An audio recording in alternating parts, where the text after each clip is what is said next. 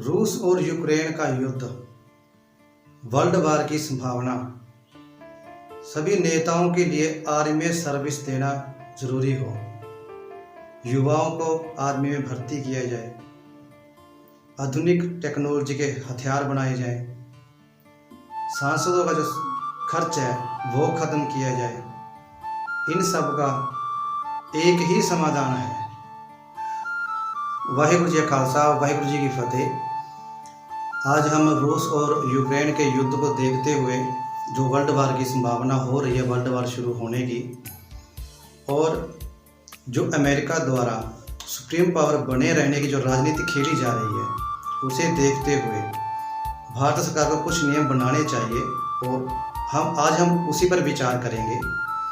पहला नियम जो है, भारत सरकार को 30 से 35 साल के युवाओं को आर्मी में सर्विस देना जरूरी किया जाना चाहिए। यह अनिवार्य किया जाना चाहिए ताकि हमारे देश का हर युवा आर्मी में सर्विस दे, राष्ट्र सुरक्षा में सर्विस दे। इसके हमारे देश को कई फायदे होंगे। एक, जो हमारे देश का युवा आर्मी में सर्विस देगा और वो सर्विस देने के दौरान हथियार चलाने सीख लेगा, शस्त्र चलाने सीख लेगा। यह जो सर्विस है, इस सर्विस का समय निर्धारित किया जाए। वो 5 साल के लिए हो या 3 साल के लिए हो, 7 साल के लिए हो, वो सरकार अपने समय के अकॉर्डिंग तय कर सकती है। और रिटायरमेंट होने के समय सभी युवाओं को बिजनेस मॉडल की ट्रेनिंग दी जाए, बिजनेस करने की ट्रेनिंग दी जाए, लघु उद्योग लगाने की ट्रेनिंग दी जाए, कृषि उद्योग लगाने की ट्रेनिंग दी जाए, ताकि वो रिटायरमेंट होने के बाद घर पे आकर वो उद्योग चला सके और अच्छा बिजनेस कर सके, अपना रोजगार खुद कर सके। ये ट्रेनिंग दी जाए। इस नियम को बनाने से हमारे देश की जो युवा शक्ति है, वह युवा शक्ति हथियार चलाना सीख लेगी, शस्त्र चलाना सीख लेगी। भविष्य में कभी भी अगर वर्ल्ड वार जैसी कोई परिस्थिति पैदा हो जाती है, तो हमारे देश की जनता, युवा शक्ति, हम स्वदेशी के आधार पर अपनी सुरक्षा, राष्ट्र की सुरक्षा खुद कर सकेंगे। और इस नियम से हमारे देश की राष्ट्र सुरक्षा इतनी मजबूत हो जाएगी, दुनिया में किसी देश की इतनी मजबूत नहीं होगी। और यह नियम बना लिया जाए तो कोई भी दुनिया का देश हमारे देश के साथ लड़ने की कोशिश नहीं करेगा। और हमारे देश का हर युवा हर समय राष्ट्र सुरक्षा के लिए तैयार भी रहेगा। आज हमारे देश में युवा वर्ग तो है, लेकिन वो मोहताज है, रोजगार भी नहीं है।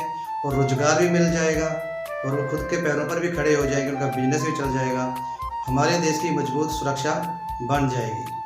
यहीं से हमारे देश के लिए सुप्रीम पावर बनने का रास्ता और विश्व गुरु बनने का रास्ता यहीं से निकलता है। और हमारी मजबूत शक्ति होगी तो दुनिया के दूसरे देश भी हमारे साथ जुड़ेंगे। इसलिए इस नियम को बनाना बहुत ज़रूरी है आज हमारे देश की सरकार के लिए। इसी प्रकार से एक नियम और बनाया जाए, हमारे देश में जो सांसदों को चुना जाता है वह जनता नहीं चुनती। सांसद खुद कहते हैं कि हमें चुनो। जो सांसद खड़े होते हैं वो खुद भ्रष्टाचारी होते हुए भी वो खुद ही खड़े होते हैं इलेक्शनों में, और उनमें से ही किसी एक को चुनना पड़ता है। उनके द्वारा वोट खरीदी जाती है, शराब के बदले खरीदी जाती है, पैसों के बदले खरीदी जाती है। तो उन्हें हम जनता नहीं चुनती, वो खुद कहते हैं कि हमें चुनो। जनता चाहती है कि चरित्रवान, ईमानदार व्यक्ति राजनीति में आए, लेकिन वो आ नहीं पाते। अगर वो आते हैं तो सिस्टम उन्हें बाहर निकाल देता है, वो इस सिस्टम में सही नहीं फिट बैठते। तो हमें सिस्टम भी बदलना चाहिए। जो ये नेता चुनने के जो नियम है, इन्हें चेंज किया जाना चाहिए। चरित्रवान व्यक्तियों को ही इसमें शामिल किया जाना चाहिए। जो नशेड़ी हैं या भ्रष्टाचारी हैं, उन्हें टिकट नहीं देनी चाहिए।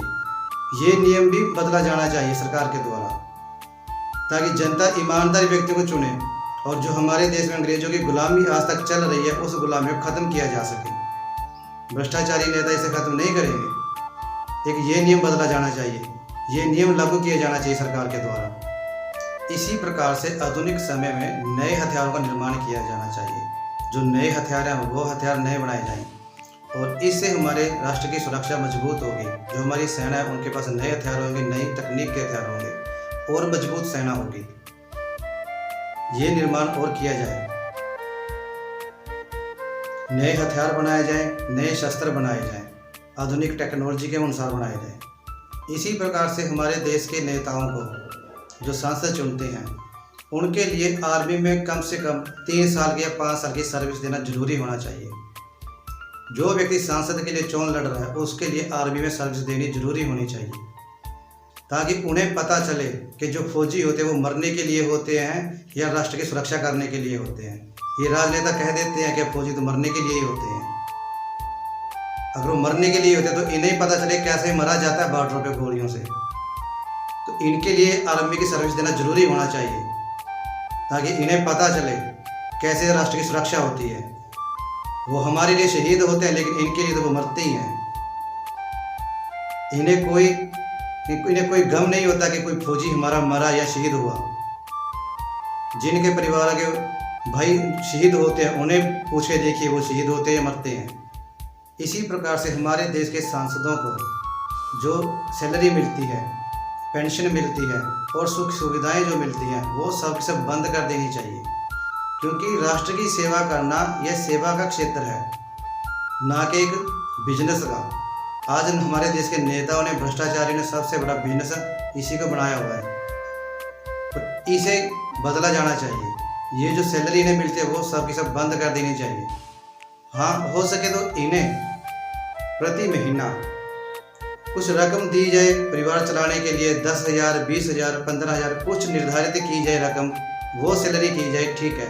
लेकिन इन्हें साल का 35 लाख जो मिल रहा है वो नहीं मिलना चाहिए। 1,40,000 हर सांसद को प्रति महीना फिक्स सैलरी मिलती है। इसके अलावा और सुख सुविधाएं मिलती हैं।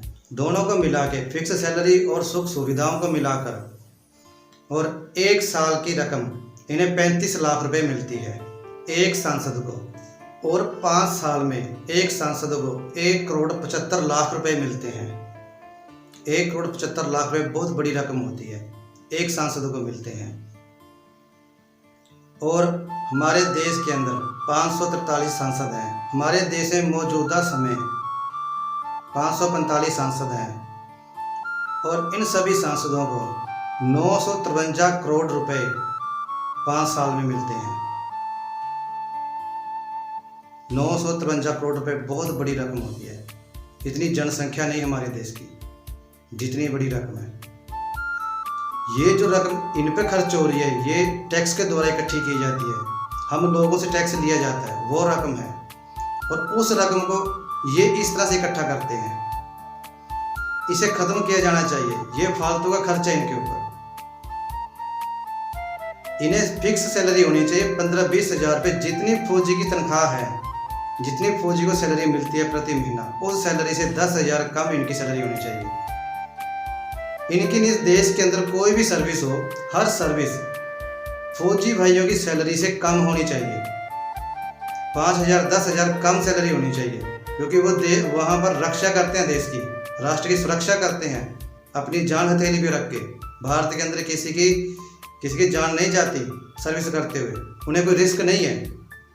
फौजी भाइयों को रिस्क है वहाँ पर, तो उनकी सैलरी से कम सैलरी होनी चाहिए भारत के अंदर, चाहे वो नेता हो या सांसद हो या देश के अंदर कोई भी सर्विस हो, सबकी सैलरी कम होनी चाहिए फौजी भाइयों से।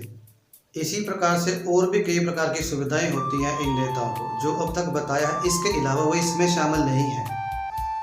इन नेताओं की जो रकम मिलती है नेताओं को, उस रकम पे कोई टैक्स नहीं लगता, और भत्ते कई प्रकार के होते हैं कि इन्हें परिवार समेत उसमें सुख सुविधाएं मिलती हैं। 34 विदेशों में जाने की हवाई सफ़र फ्री है, रेलों की यात्रा फ्री है, घर से लेकर दिल्ली तक का हवाई सफ़र वो भी इन्हें फ्री है। उस पर कोई खर्च नहीं आता, सरकार की तरफ से है, जनता की रकम उस पर लगती है। इसी प्रकार से भत्ते से जुड़ी हुई और सुविधाएं हैं। एक सांसद को 50,000 बिजली के यूनिट फ्री हैं, 40,000 लीटर पानी फ्री है, और सरकार के द्वारा एक सरकारी बंगला दिया जाता है जिसमें सभी सुख सुविधाएं होती हैं। सभी सुविधाएं होती हैं जो करोड़पतियों के घर में होती हैं। इसी प्रकार से जीवन बीमा फ्री मिलता है, जिंदगी भर की पेंशन फ्री मिलती है, सुरक्षा के लिए सिक्योरिटी गार्ड फ्री मिलते हैं, सरकार के द्वारा सरकारी गाड़ियां दी जाती हैं, ये सब फ्री मिलता है। सरकार की तरफ से। ये जो सुविधाएं दी जाती हैं यह सरकार की तरफ से दी जाती हैं। इसके अलावा और भी बहुत कुछ प्राप्त होता है इन्हें। सरकार के अंदर घोटाले किए जाते हैं, भ्रष्टाचारी की जाती है, टैक्स चोरी किए जाते हैं। इनका कोई वेरवा नहीं है कहीं भी, कितना है ये अनलिमिटेड है, कितना चोरी होता है कोई वेरवा नहीं है इसका। जो हमने विचार आपके सामने रखे हैं, इन सब को बनाने के लिए या ये नियम बनाने के लिए सरकार पे हमें कोई भरोसा नहीं है कि सरकार ये करेगी। जनता एकजुट होकर ये करवा सकती है। एकमत होकर इन विचारों को मजबूत करके हम सरकार के ऊपर दबाव बना सकते हैं। सिर्फ यही हो सकता है। सरकार से कोई उम्मीद नहीं है, किसी पार्टी से कोई उम्मीद नहीं है कि कोई पार्टी ऐसा करेगी। इसका एक ही समाधान है कि हम सब मिलकर संघर्ष करें और इन सुझावों के लिए हम सरकार के ऊपर दबाव बनाएं। तो ये हो सकता है और कोई रास्ता नहीं है। जो देश के अंदर समस्याएं बनी हुई हैं उन सभी समस्याओं का एक ही समाधान है, हमें क्रांति लानी होगी और संघर्ष करना होगा। जैसे कि भगत सिंह ने संघर्ष किया था, 47 में आज़ादी मिली हमें, उसी प्रकार से उससे बड़ा आज हमें संघर्ष करने की जरूरत है। इन सभी विचारों के साथ आप सबका बहुत बहुत धन्यवाद। वाहिगुरु जी का खालसा, वाहिगुरु जी की फतेह।